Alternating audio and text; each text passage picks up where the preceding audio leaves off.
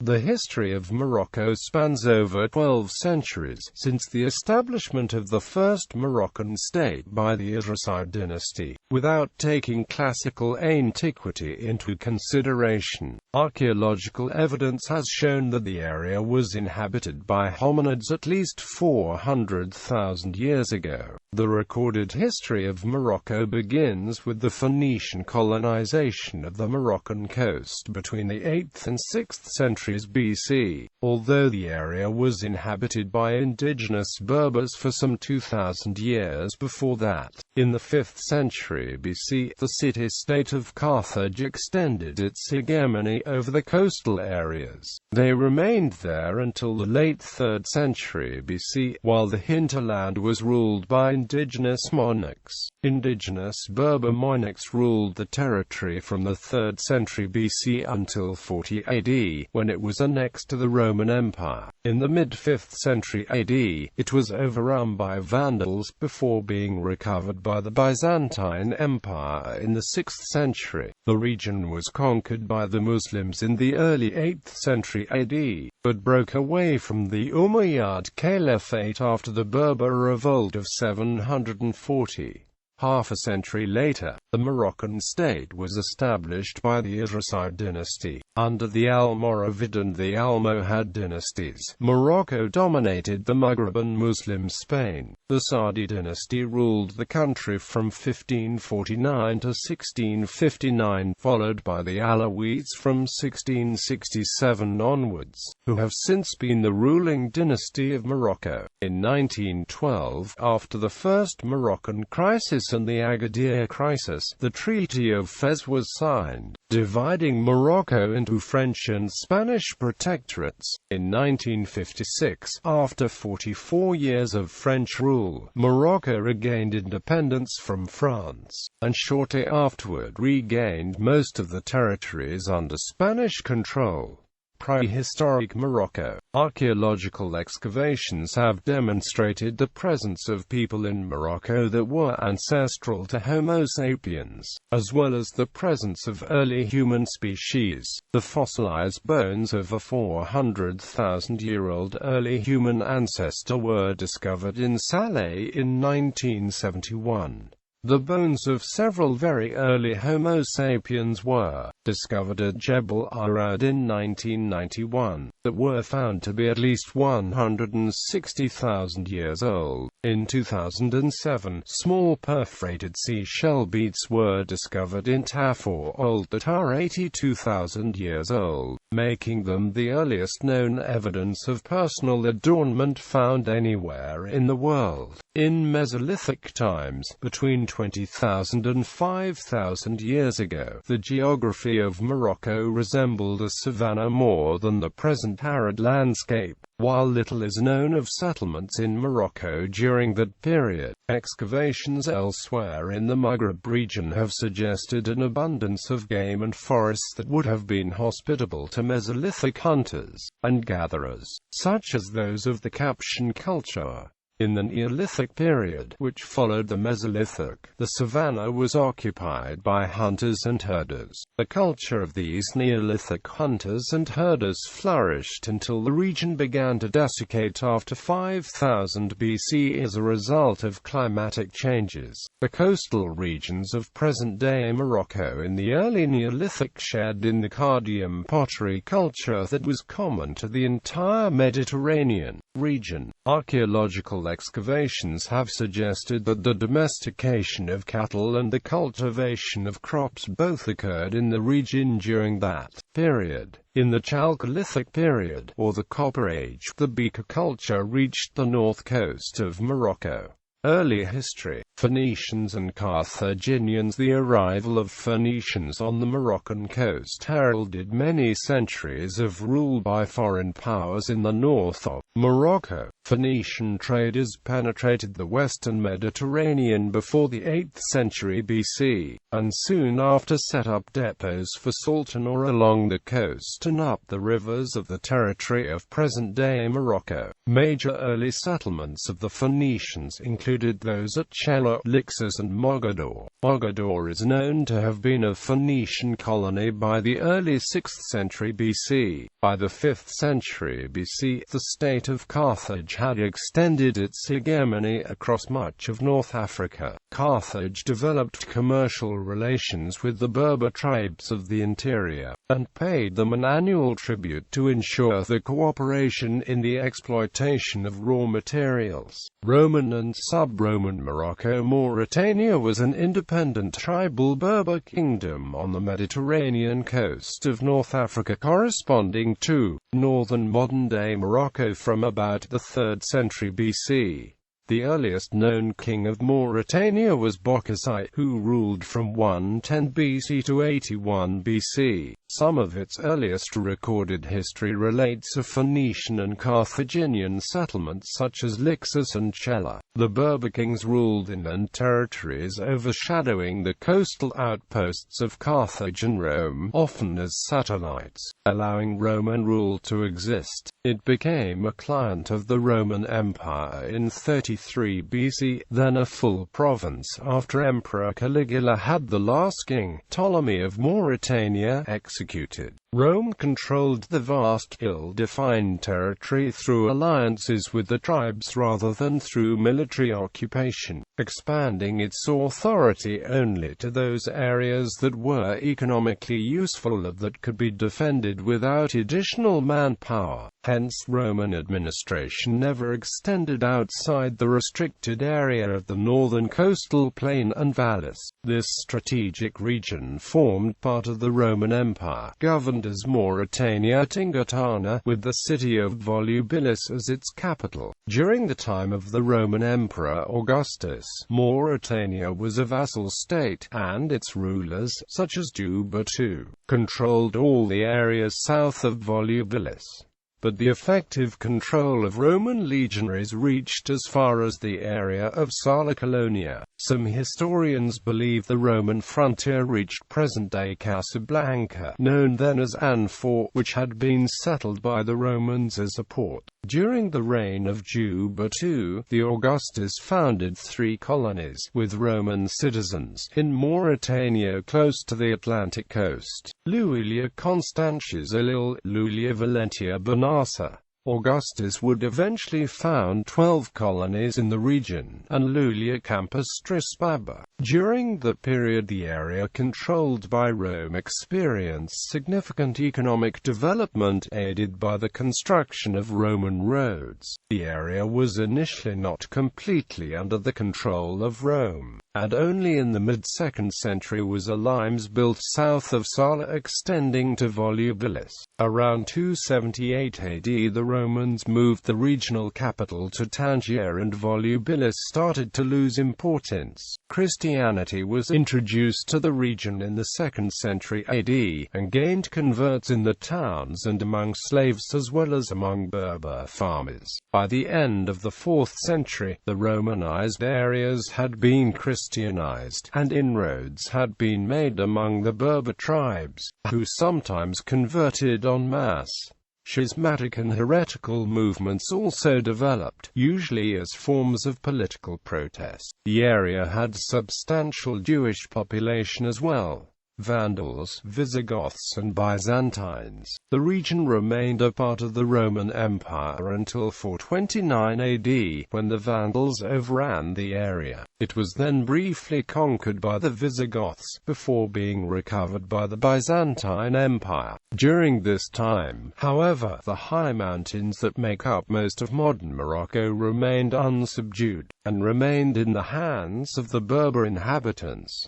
Early Islamic Morocco. Muslim conquest. The Muslim conquest of the Maghreb, that started in the middle of the 7th century AD, was achieved in the early 8th century. It brought both Arab civilization and Islam to the area. Although part of the larger Islamic Empire, Morocco was initially organized as a subsidiary province of Ifriqiya, with the local governors appointed by the Arab governor in Cairo. The Arabs converted the indigenous Berber population to Islam, but Berber tribes retained the customary laws. Muslim rulers imposed taxes and tribute demands upon Berber populations. Berber revolt in 740 AD, spurred by puritanical Kharijite agitators. The native Berber population revolted against Arab rule. The rebellion began among the Berber tribes of western Morocco, and spread quickly across the region, although the rebellion petered out in 742 AD before it reached the gates of Cairo. Neither the Umayyad rulers in Damascus nor their Abbasid successors managed to reimpose Arab rule on the areas west of Ifriqiya. Morocco passed out of Arab control, and fragmented into a collection of small, independent Berber states such as Berghouata, Sijilmassa and Nekor, in addition to Tlemcen and Tahert in what is now western Algeria.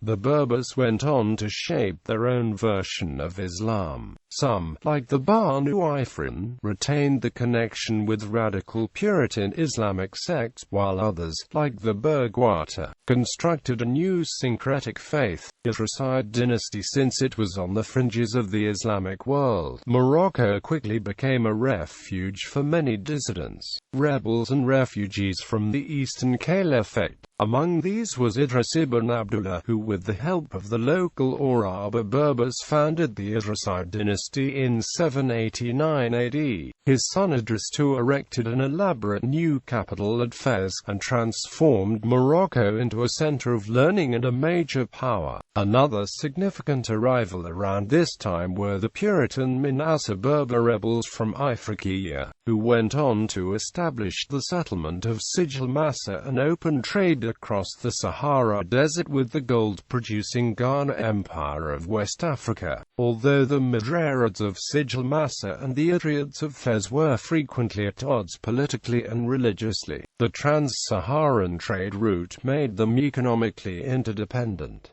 Fatimids, Umayyads and Zenata warlords. This equilibrium was upset in the early 900s, when yet another group of religious refugees from the east, the Fatimids, arrived in the Maghreb. Not long after seizing power in Ifriqiya, the Fatimids invaded Morocco, conquering both Fez and Sijilmassa. Morocco was fragmented in the aftermath, with Fatimid governors, Idrisid loyalists, new Puritan groups and interventionists from Umayyad al-Andalus all fighting over the region. Opportunistic local governors sold and resold their support to the highest bidder. In 965, the Fatimid Caliph al-Mu'izz invaded Morocco one last time and succeeded in establishing some order. Soon after, however, the Fatimids shifted their empire eastward to Egypt, with a new capital in Cairo. The Fatimids had assigned the Zirids, a Zenaga Berber clan centered in Ifriqiya, to watch the western dominions. The Zirids, however, were unable to prevent Morocco from spinning out of the control and crumbling into the hands of a collection of local Zenata Berber chieftains, most of them clients of the Caliph of Cordoba, such as the Maghrawa in the region of Fez and itinerant rivals, the Banu Ifrin to the east. Berber dynasties.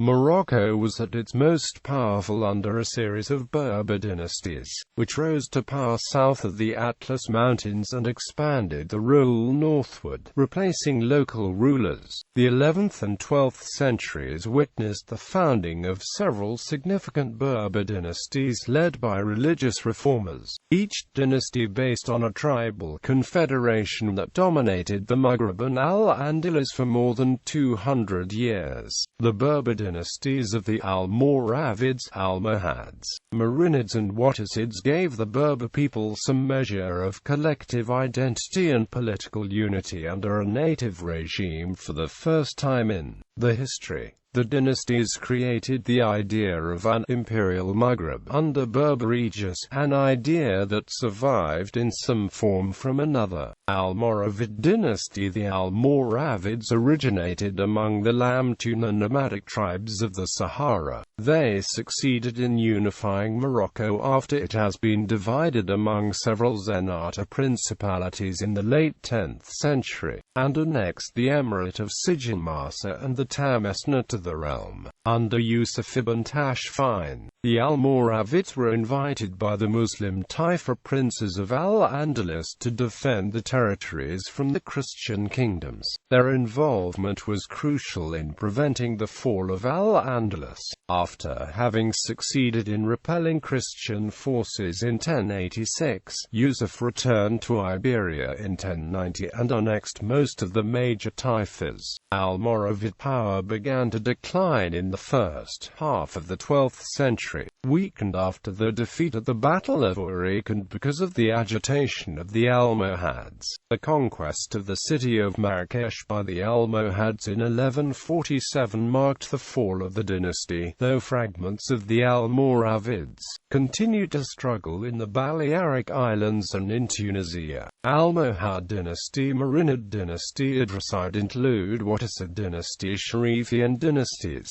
Beginning in 1549, the region was ruled by successive Arab dynasties known as the Sharifian dynasties, who claimed descent from the Prophet Muhammad. The Saadi dynasty ruled Morocco from 1549 to 1659, followed by the Alawite dynasty, who retained power from the 17th century until Morocco was divided into French and Spanish protectorates in 1912. Saadi dynasty include Alawite dynasty. The Alawite dynasty is the name of the current Moroccan royal family. The name Alawite derives from Ali, the name of its founder Moli Ali Chera, who became Prince of Tafilalt in 1631. His son Mullah Rshid was able to unite most of present-day Morocco into a stable state. The Alawite family claims descent from the Islamic prophet Muhammad through the line of Fatima Arizona Zahra, Muhammad's daughter, and her husband, the fourth Caliph Ali ibn Abi Talib. The Alawites entered Morocco at the end of the 13th century, when Al-Hassan Adikil, who then lived in the town of Yanbu in the Hejaz, was brought to Morocco by the inhabitants of Tafilalat to be their imam, or cleric. This was done in the hope that, as Adikil claimed to be descended from Muhammad, his presence would help improve their date palm crops thanks to his barakah or blessing. His descendants began to increase the power in southern Morocco after the death of the Saadi ruler Ahmed al-Mansur. In 1659, the last Saadi sultan was overthrown in the conquest of Marrakesh by Mullah Rshid. After his victory over the Zawiya of Daile, who controlled northern Morocco, he was able to create a united, stable state through much of the country. The kingdom was consolidated by Ismail ibn Sharif, who began to create a unified state in the face of opposition from local tribes. Since the Alawites, in contrast to previous dynasties, did not have the support of a single Berber Bedouin tribe, Ishmi controlled Morocco through an army of black slaves. With these soldiers he drove the English from Tangiers and the Spanish from Laracha in 1689. The unity of Morocco did not survive his death. In the ensuing power struggles, the tribes became a political and military force once again, and it was only with Muhammad III that the kingdom was unified again. The idea of centralization was abandoned and the tribes allowed to preserve their autonomy. On the 20th of December 1777, Morocco became the very first state to recognize the sovereignty of a newly independent United States. Under Abderrahmane, Morocco came under the influence of the European powers. When Morocco supported the movement for Algerian independence from France led by the Emir Abd al-Qadir, it suffered a heavy defeat at the hands of the French in 1844, and forced to abandon its support. During the reigns of Muhammad IV and Hassan I, the Alawites tried to foster trade links, especially with European countries and the United States. The army and administration were also modernized to consolidate control over the Berber and Bedouin tribes. In 1859, Morocco went to war with Spain. The independence of Morocco was guaranteed at the Conference of Madrid in 1880, with France also gaining significant influence over Morocco. Germany attempted to counter the growing French influence, leading to the First Moroccan Crisis of 1905–1906, and the Second Moroccan Crisis of 1911. Morocco became a French protectorate through the Treaty of Fez in 1912. At the same time, the Rif area of northern Morocco submitted to Spain. European influence. The successful Portuguese efforts to control the Atlantic coast in the 15th century did not affect the interior of Morocco. After the Napoleonic Wars, North Africa became increasingly ungovernable from Istanbul by the Ottoman Empire. As a result, it became the resort of pirates under local beys. The Maghreb also had far greater known wealth than the rest of Africa, and its location near the entrance to the Mediterranean gave it strategic importance. France showed a strong interest in Morocco as early as 1830.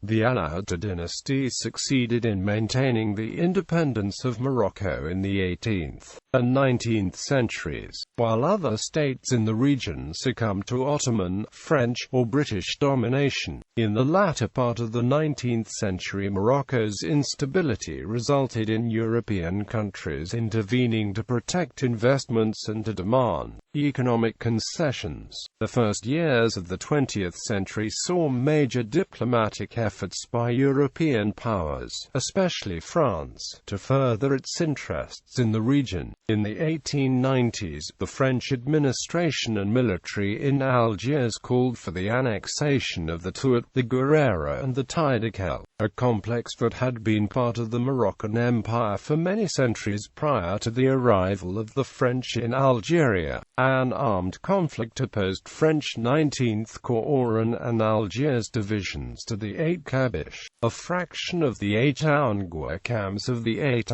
Confederation. The conflict ended by the annexation of the Tuat Guerrera Tidal complex by France in 1901. Recognition by the United Kingdom of France's sphere of influence in Morocco in the 1904 Entente Cordiale provoked a German reaction. The crisis of 1905–1906 was resolved at the Algeciras Conference, which formalized France's special position and entrusted policing of Morocco jointly to France and Spain. French and Spanish protectorate. A second Moroccan crisis increased tensions among the powerful European countries, and resulted in the Treaty of Fez, which made Morocco a protectorate of France. By a second treaty signed by the French and Spanish heads of state, Spain was granted a zone of influence in northern and southern Morocco on November 27, 1912. The northern part became the Spanish protectorate in Morocco, while the southern part was ruled from Lyon as a buffer zone between the Spanish colony of Rio de Oro and Morocco. By the Tangier Protocol signed in December 1923, Tangier received special status and became an international zone. The Treaty of Fez triggered the 1912 Fez riots. The treaties did not legally deprive Morocco of its status as a sovereign state, and the Sultan remained the country's leader. In practice, the Sultan had no real power and the country was ruled by colonial administration. Under the protectorate, French civil servants allied themselves with the French settlers and with the supporters in France to prevent any moves in the direction of Moroccan autonomy. As pacification proceeded, the French government focused on the exploitation of Morocco's mineral wealth, the creation of a modern transportation system, and the development of a modern agricultural sector geared to the French market. Tens of thousands of colons, or colonists, entered Morocco and acquired large tracts of the rich agricultural land. Opposition to European control. The separatist Republic of the Rif was declared on the 18th of September 1921 by the people of the Rif. It was dissolved by Spanish and French forces on the 27th of May 1926.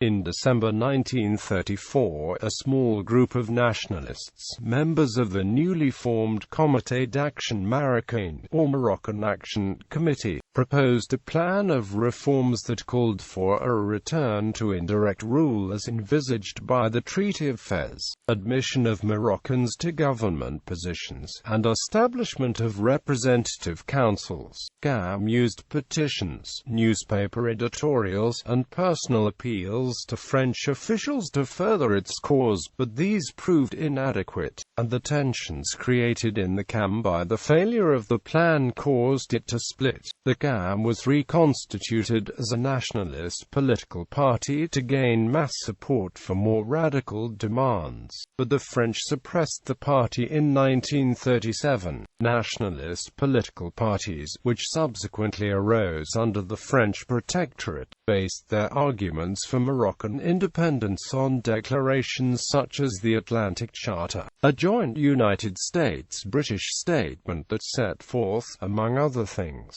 the right of all peoples to choose the form of government under which they live. The French regime also faced the opposition of the tribes, when the Berber were required to come under the jurisdiction of French courts in 1930. It increased support for the independence movement. Many Moroccan Goumia, or indigenous soldiers in the French army, assisted the Allies in both World War I and World War II. During World War II, the badly divided nationalist movement became more cohesive. However, the nationalists' belief that an Allied victory would pave the way for independence was disappointed. In January 1944, the Istiqlal Party, which subsequently provided most of the leadership for the nationalist movement, released a manifesto demanding full independence, national reunification, and a democratic constitution. The Sultan Mohammed V had approved the manifesto before its submission to the French Resident General, who answered that no basic change in the protectorate status was being considered. The general sympathy of the Sultan for the nationalists became evident by the end of the war, although he still hoped to see complete independence achieved gradually. By contrast, the Residency, supported by French economic interests and vigorously backed by most of the colons, adamantly refused to consider even reforms short of independence. In December 1952, a riot broke out in Casablanca over the murder of a Tunisian labor leader. This event marked a watershed in relations between Moroccan political parties and French authorities.